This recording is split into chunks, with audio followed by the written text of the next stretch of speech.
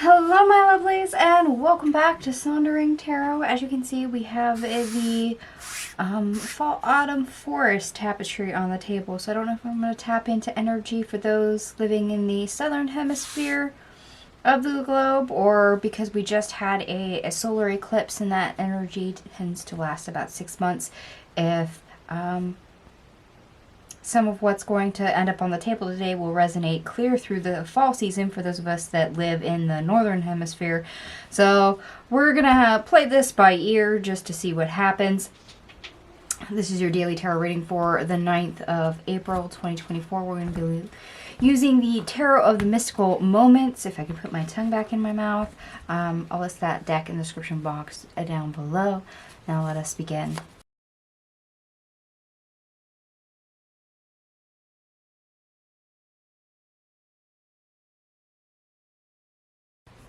Okay, my lovelies. All your cards are on the table. We have 8 major arcanas. We also have 3 synchronicities showing up so that you might actually be seeing. And that is 333, 888, and 999. Okay.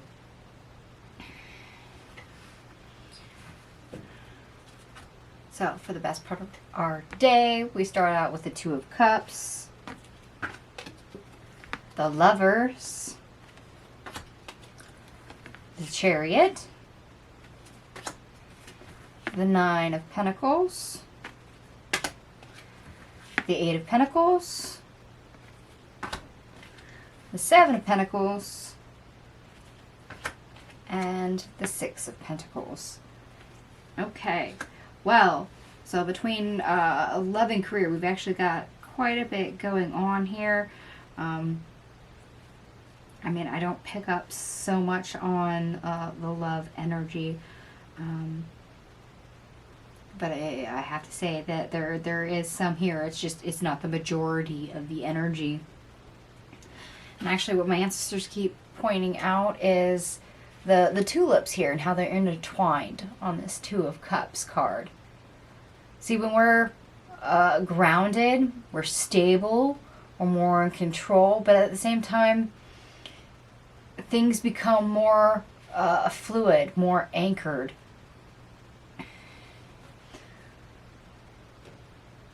And when we're doing something for the right reasons, or even at the right time, that's what we get. We get that co-creation energy with the universe. Everything is intertwined, everything is interconnected, and it becomes rooted, stable. I'm giving the word anchored. Okay. Okay, they like anchored. All right. That works though. We just came out of a big solar eclipse, so that of course is time for new beginnings, but because we also have Mercury in retrograde in the same sign of Aries, there's, you know, second chances coming up. And this here says that what we wish to accomplish, what we wish to work on, perfect to the utmost, and put our best foot forward when it comes to effort,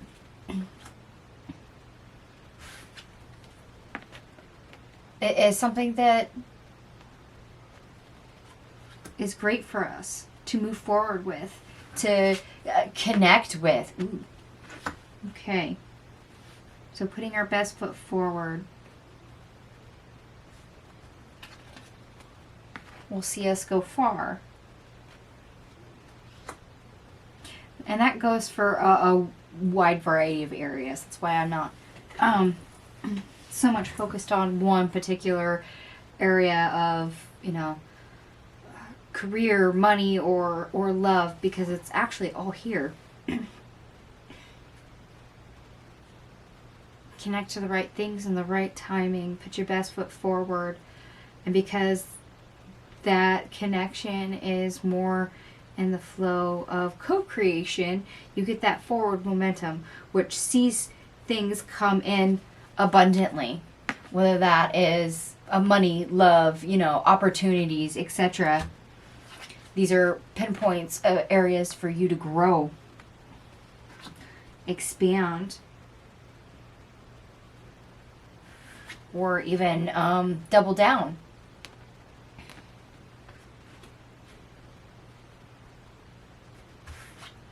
So yes, the juice is very much worth the squeeze for the day. And it's interesting because that's literally a teapot pouring into a cup. So instead of just a slice of lemon, we actually, yeah, the juice is worth the squeeze.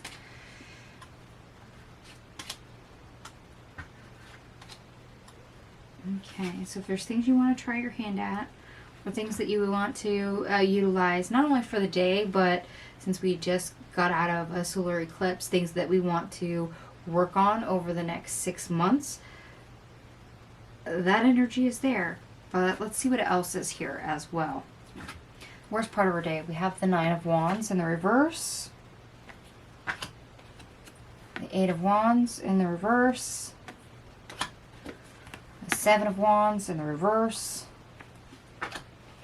Temperance in the reverse, the Magician in the reverse, and Strength. Yeah. Okay. So persistence, perseverance, or at least also your self-confidence and the direction you're headed in is literally an issue. It's not actually you working so hard that you've burnt yourself out. No, it's more of a manner of perspective. Okay, are we lacking self-confidence and we're stopping ourselves? Are we putting limitations on? And that's the reason why we're not able to persist and regain our footing. Have we become ungrounded enough that we're going to give up too soon? Or let others stop us?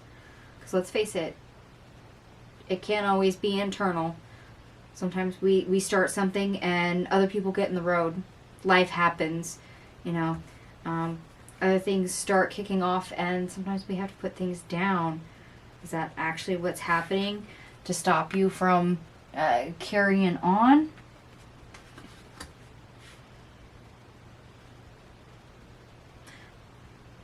But I'll be honest, this feels more of like your own limitations. So you only go as far as you allow yourself to go. Hence why it's probably so important to put your best foot forward.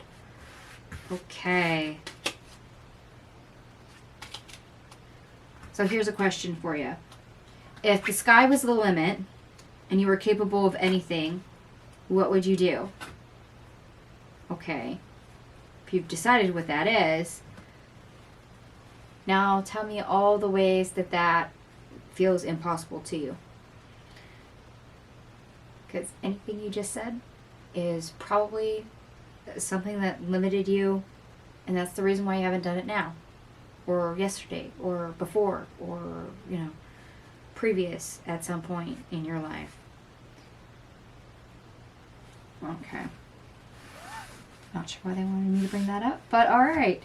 We're going to get on to our obstacle, or how to get over our obstacle. We have the 8 of Swords in the reverse. The World. The Wheel of Fortune. We have the 3 of Wands in the reverse.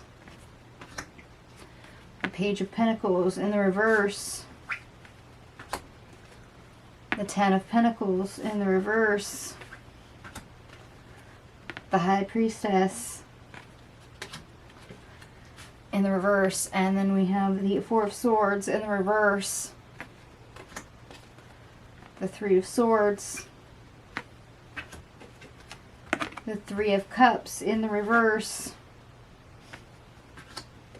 and the Hermit. Yep. Okay, you notice we only had one court card, the Page of Pentacles in the reverse.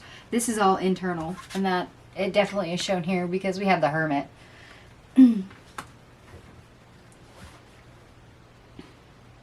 Yeah. The only one that can open the door is you. The sky's the limit. Put your best foot forward. So why haven't you? What's holding you back?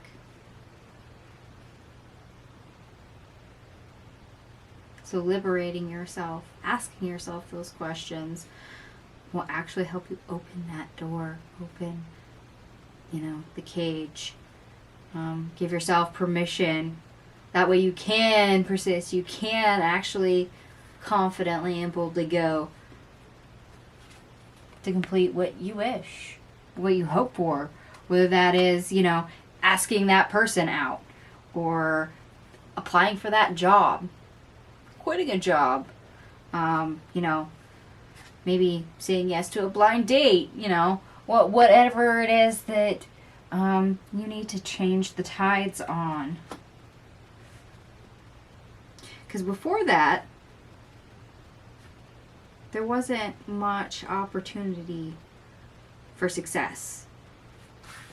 Especially that you saw or that you told yourself. Not saying that was accurate or that it was the truth. But that was the unending mantra, thought process that you told yourself. It was painful. Okay. Some negative self-talk. Some self-imposed limitations. Getting in your own way. Not being very kind to yourself. Because, let's face it, sometimes you have to cheerlead yourself. Be your own best friend. And when it comes to our own little world, and knowing that as much as we are a part of others, we are also alone, our inner monologue is very difficult to control. It's very difficult to master. It's very difficult for us to stay grounded and cleared enough that we can look at things unbiased, logically, but also with our intuition in order to give ourselves the best advice. To have the best inner compass. Sometimes putting your best foot forward, your best face forward, is rather difficult, especially if on the inside all you're telling yourself is things that are negative and you hold nothing but doubt.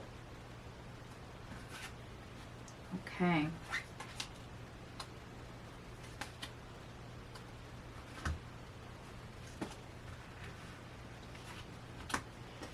So yeah, you hold the key to that. Of setting yourself free to grow, to co-create, to become grounded and in control enough to start dictating where you go and how far you'll go. Oh, and I can't remember the name of that song. It's actually from Moana. How Far You'll Go, I think is the name of the song. But that's what they're giving me is a line from that song. And I'll probably look it up afterwards, but if anyone knows it, by all means, let me know in the comments section down below, because that's going to irritate me until I know what it is. Because it's been a while since I've watched that movie. Walter, I mean you. You'll know it. Probably. I did add up all your cards. Everything here adds up to 166, which reduces to 4, which is strategy, stability, your foundation. In other words, being grounded. There's a reason why they pointed out the entwined tulips on this card. Being grounded, centered, anchored, rooted, whichever way you want to put it.